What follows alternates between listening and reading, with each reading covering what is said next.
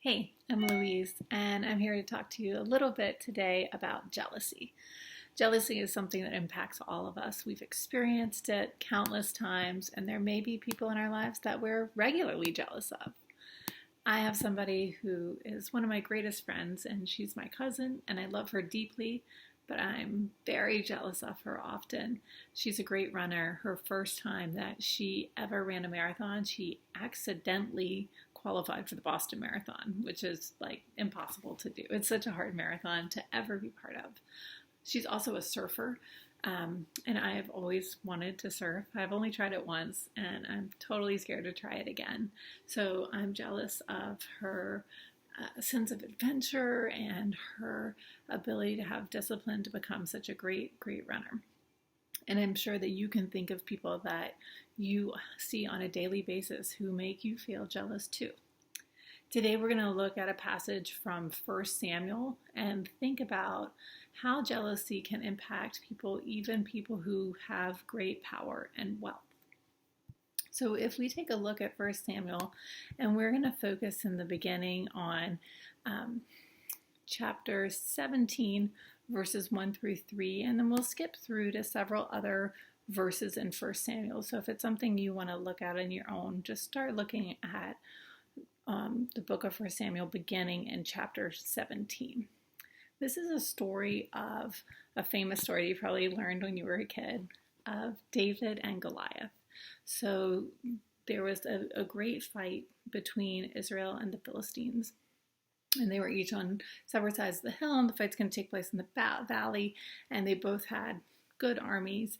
But the Philistines had this major impressive weapon, which was Goliath, and he was basically a giant, superhuman looking kind of guy who no one wanted to fight because they all assumed he would definitely be able to kill them. So they had to try to figure out who would fight him. Nobody wanted to volunteer.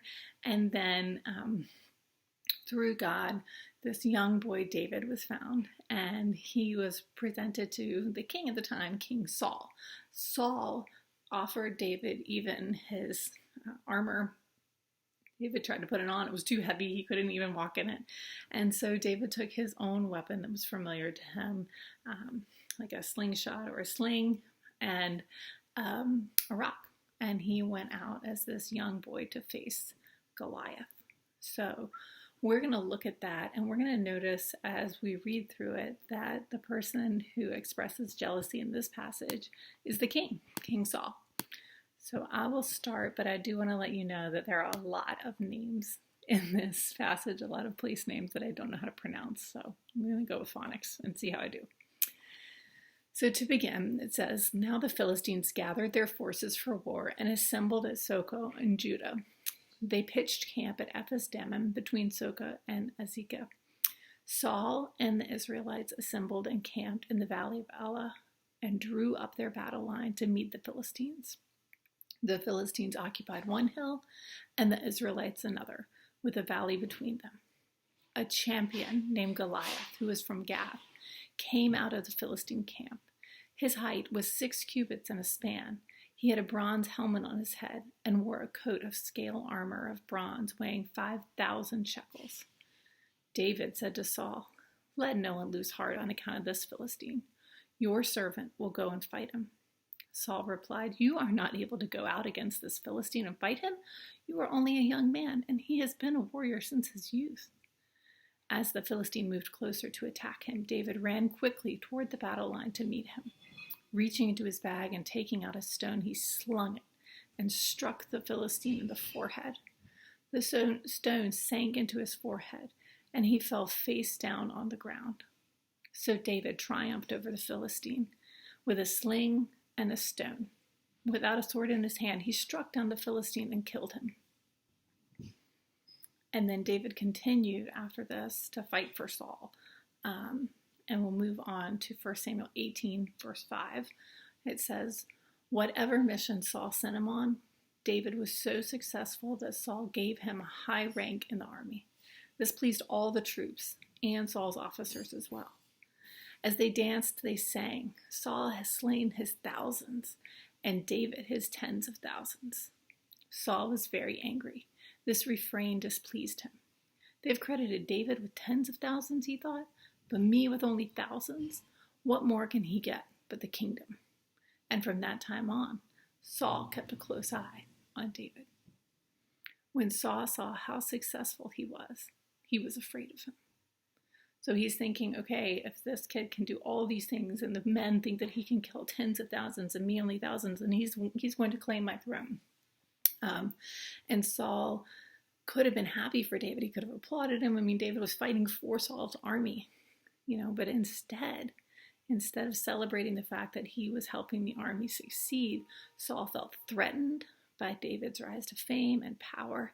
And in fact, he eventually plotted to kill David, which he wasn't successful at.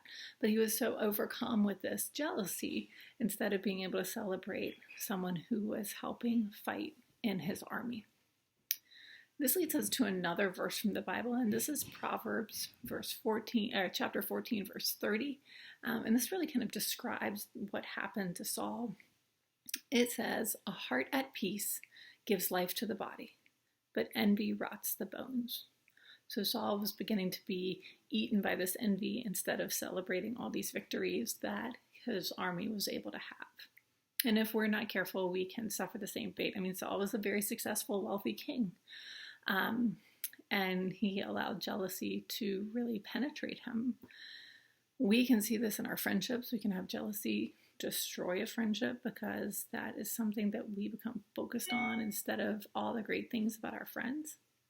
It can also cause self-doubt. So we could doubt our talents, our achievements, all our natural success because we're jealous of somebody who seems to be doing better than us. Jealousy can also, it can help hurt our sense of peace. So whatever inner peace we have, if we're focused on jealousy, then we're not having that inner peace anymore because there's a turmoil around this sense of wanting what someone else has. So what we can think about next is what to do about it, because jealousy is such a natural human tendency. But there's been a little work in the scientific community about what to do. And their suggestion is that you try to take your jealousy, when you notice it coming upon you, when you notice that you're becoming jealous of someone else, that you just stop and think about it. And then you start thinking, how can I celebrate this? How can I celebrate the gift of my friend or my family member, or my sibling? And in that moment, the shift that will happen inwardly is, instead of like a negative, rotting feeling, you'll start to feel positive, because when we celebrate something, that gives us endorphins and we get happy. So if you're able to begin a habit, which will be hard, it'll take a lot of time, but to begin a habit of celebrating what others have, the things that you're most jealous of about. So I can celebrate that my cousin is a great runner. I can celebrate that she's a surfer. I can get her to teach me to surf. And I can think these are the things I think are great and admirable about her.